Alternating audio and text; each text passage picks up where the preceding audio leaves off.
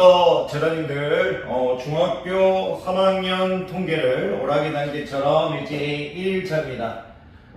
중학교 3학년 통계를 오락기 단계처럼 이제 오늘 1일차를 찍는데 며칠차까지 찍을지는 확실히 모르겠어요. 기본적인 내용만 가르칠 거니까 한 31차 미만이 될 것 같은데 10분짜리 5분에서 10분짜리 내용으로 이제 찍은 다음에 이제 여러분들이 이제 집에서 공부할 수 있게 하겠고요. 그 31차가 끝나게 되면 제가 이제 여러분들 이제 오프라인 수업 때 처음부터 싹 정리하도록 하겠습니다.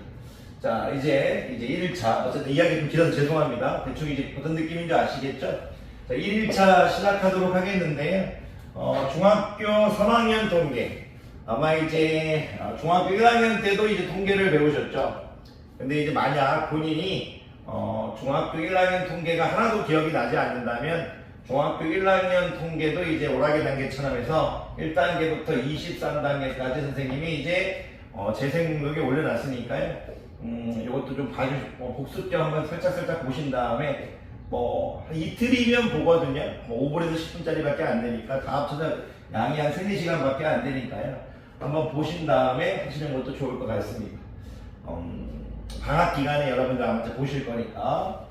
어쨌든 이제 중학교 1학년 때 이제 배웠는데 중3은 이제 그것보다 내용이 조금 더 깊어지겠죠. 당연히 이제 고등학교 때는 이제 더 깊어지겠죠.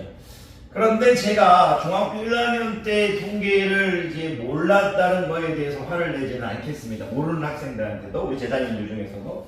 근데 중3 통계 지금 배우는 내용들은 나중에 고등학교 이제 통계에 아주 기본적인 내용들이 되는 거니까 이제 잊어버리지 않으셨으면 좋겠습니다. 자, 중학교 3학년 통계를 오락기 단계처럼 일단 이제 통계가 이제 무엇인지 얘기할 수 있어야겠죠. 중학교 1학년 때 이제 제자님들한테 통계는 이제 하나의 수다 이렇게 말씀드렸고 하나의 수다 또는 하나의 값이다 이렇게 말씀드렸었습니다. 통계란 건 이제 말 그대로 이제 거느려 가지고 어떤 계산을 한다는 얘기거든요. 뭐 크게 계산한다 이거예요. 근데 이제 하나의 수 하나의 값 이렇게 얘기하는 이유는 우리가 이제 사회에서 일어나는 일들, 사회 현상이나 자연에서 일어나는 일들, 자연 현상 이런 일들의 어떤 특성을, 어떤 특별한 성질들을 조사해 가지고 하나의 수로 나타내겠죠. 왜냐하면 여러분들이 이제 어떤 이제 사회 현상이나 자연 현상을 조사해 가지고 그것을 이제 나타낼 수 있는 지표가 필요하니까 어떤 정보화 시켜야 되니까 그걸 또 하나의 수 또는 수가 아닌 어떤 하나의 표현, 그러니까 수가 아닐 수도 있어요. 하나의 값 이제 이렇게 해서 나타내는 걸 통계라고 합니다. 여러분들에게 하나의 수, 하나의 값이라고 얘기해 주면 됩니다. 통계가 어떤 이제 수로 나오지 않아도 우리는 이제 그거를 치환시켜서 전부 다 거의 수로 다 만들어 버리니까요. 통계는 이제 하나의 수 이렇게 얘기하실 수 있으면 될 것 같습니다. 사회현상이나 자연현상의 특성을 조사해서 근데 여러분들한테 이제 통계를 처음 대할 때는 아직 이제 고등학생이 아니라 중학생이니까 여러분들에 대한 사회현상은 거의 이제 학교에서 일어나는 일들로 거의 하겠죠. 어쨌든 통계라는 얘기 아무것도 아닌 것 같아도 사회현상이나 자연현상의 특성을 조사하여 하나의 수로 나타낸 것, 또 하나의 값으로 나타낸 것 이런 말들을 할 수 있는 게 통계의 시작입니다. 이런 말들을 안 하시는 습관은 좋지 않다고 저 개인적으로 생각하고 믿고 있고요. 자꾸 이야기해 주시는 얘기를 하셔야 됩니다. 좀 힘들 수 있어도 자기 자신에게 자꾸 이렇게 얘기하는 습관을 들이면 점점 강해져 가거든요. 얘기가 길어서 죄송합니다. 어쨌든 우리는 통계에 대한 이런 정의를 얘기했고요.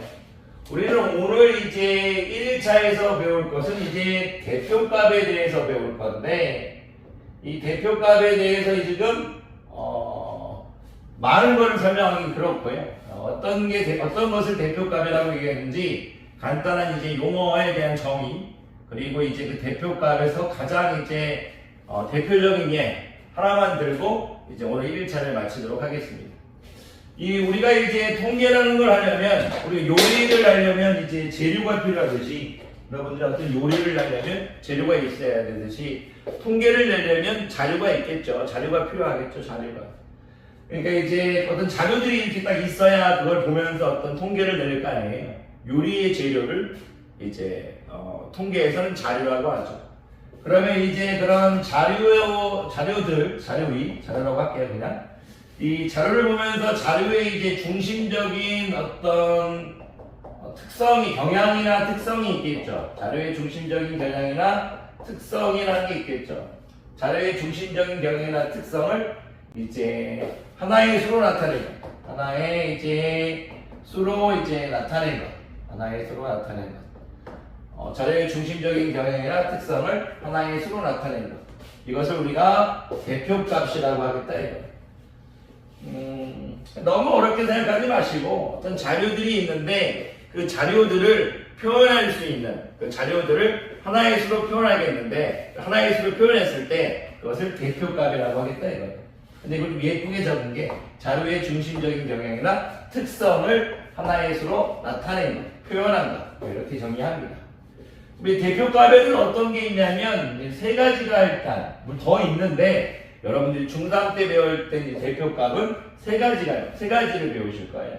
일단 우리 어릴 때부터 했던 평균이 배우실 거고요. 그리고 이제 중앙값을 배우실 거고, 그리고 이제 최빈값 이렇게 배우실 거예요. 근데 이거는 지금 아실 필요가 없습니다. 대표값이라는 걸 이제 평균 정도만 얘기하실 수 있으면 돼요.